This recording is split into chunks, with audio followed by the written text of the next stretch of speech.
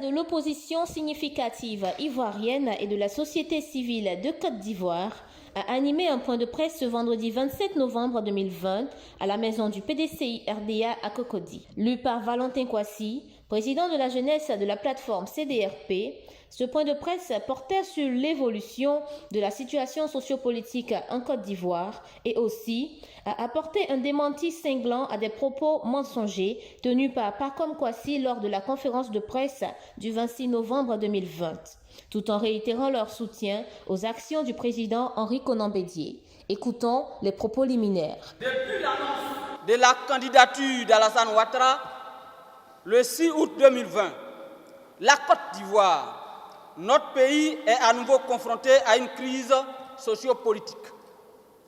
Alassane Ouattara a décidé de se porter candidat pour un troisième mandat présidentiel alors que la constitution ivoirienne limite à 2 le mandat présidentiel.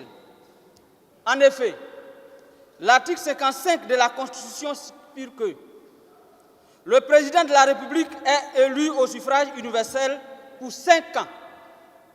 Il est rééligible une seule fois. Le changement de la Constitution ivoirienne en novembre 2016 n'a pas changé cette disposition. La crise actuelle est donc née de la seule volonté du président sortant de briguer un troisième mandat présidentiel, du reste anticonstitutionnel. Il est donc bon que cela soit su de tous. Malgré les interpellations de l'opposition, Alassane Ouattara a foncé la tête baissée comme un taureau. Son objectif étant d'organiser un passage en force, peu importe le prix à payer par les Ivoiriens.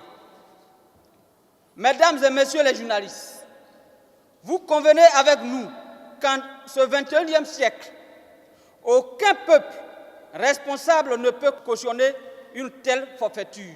C'est ainsi que le 20 septembre 2020, après maintes appels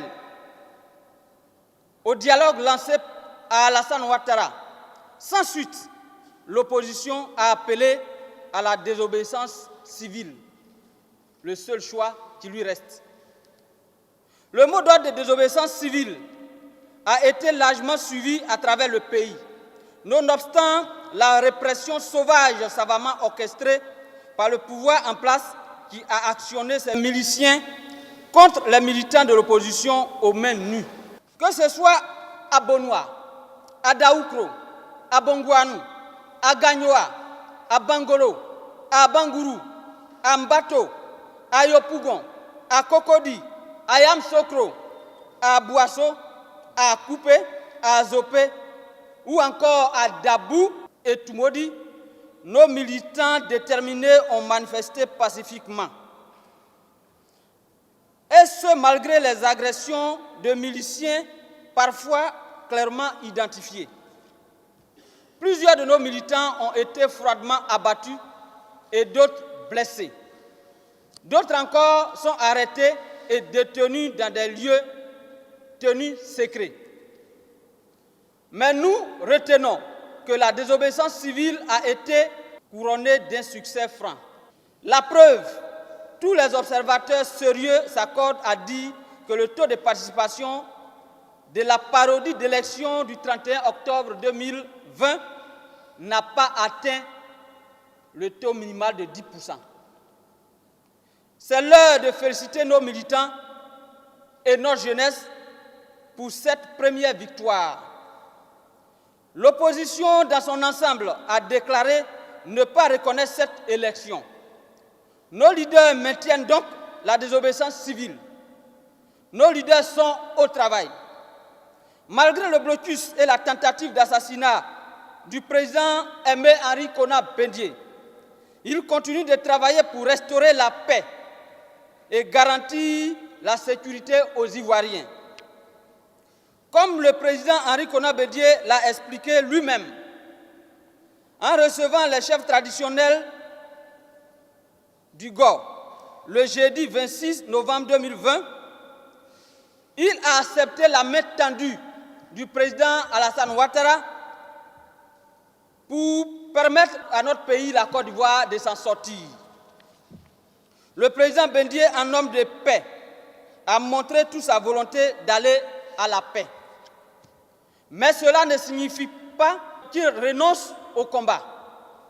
Jamais nos leaders ne nous ont instruits sur un quelconque mot d'ordre en dehors de celui en vigueur depuis le 20 septembre 2020, à savoir la désobéissance civile.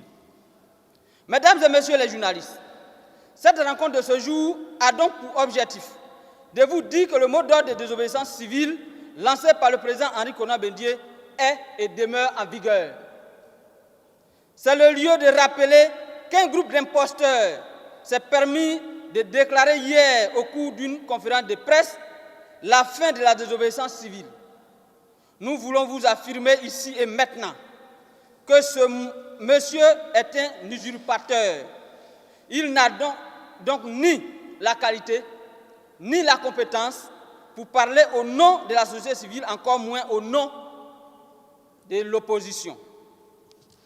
Chers jeunes des partis politiques, le sang versé de nos camarades doit nous galvaniser et ne doit rester vain.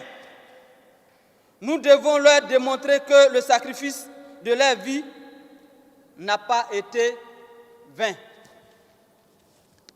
Le combat continue donc, et ce jusqu'au respect de la Constitution par Alassane Ouattara.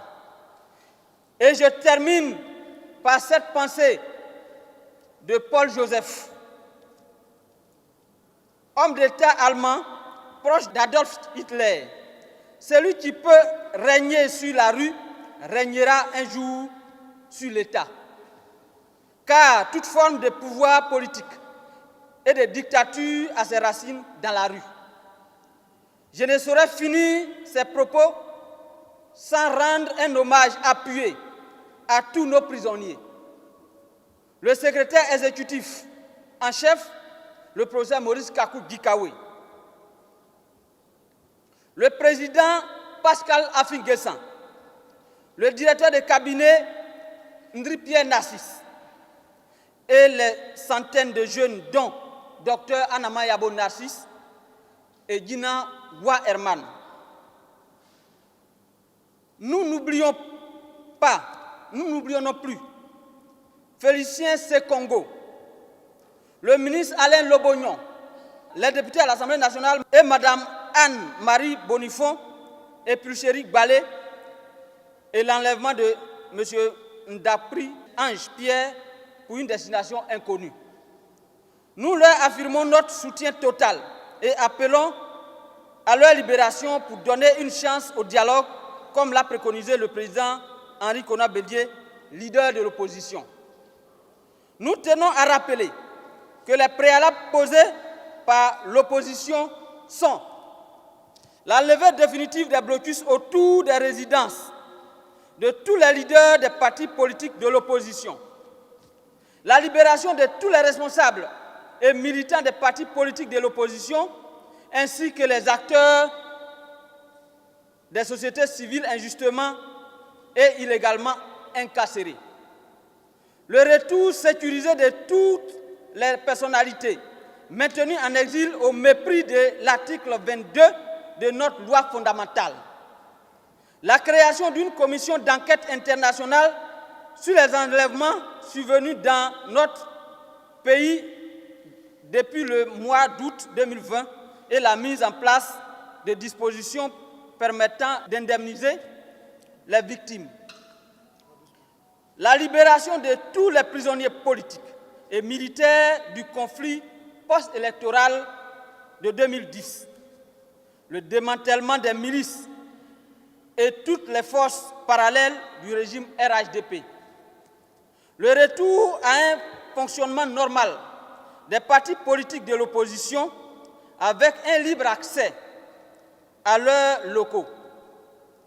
La cessation de toutes les poursuites judiciaires contre les responsables et militants de l'opposition ainsi que les acteurs de la société civile.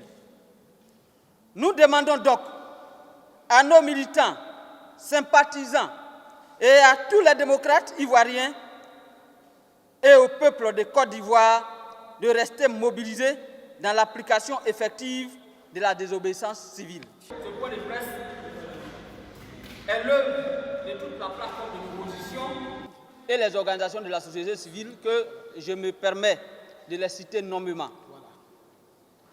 La plateforme CDRP, la plateforme EDS, la plateforme GPS, la plateforme Agir, la plateforme Arc-en-Ciel, la plateforme AFD, la plateforme La Voix du Peuple, le parti politique URD, le parti politique Leader, l'organisation de la société civile ACI et N3 sont les signataires de ce point de presse. Je vous remercie.